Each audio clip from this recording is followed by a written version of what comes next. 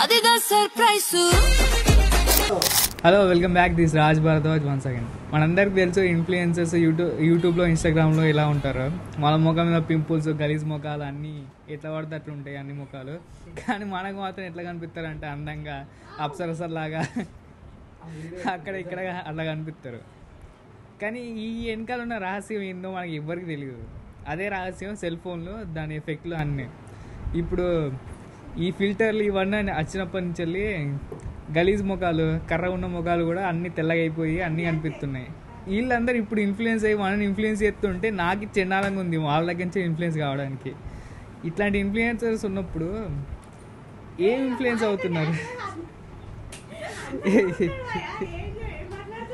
ఏ influence కామంటారు?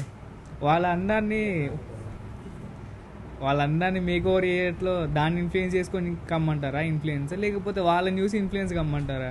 వాళ్ళు చేసే products కూడా అన్ని ఫేకే. దానికి ఎగ్జాంపుల్గా వచ్చిన షార్ట్ వచ్చింది, ఆ షార్ట్ కూడా మీకు చూపిస్తున్నాను.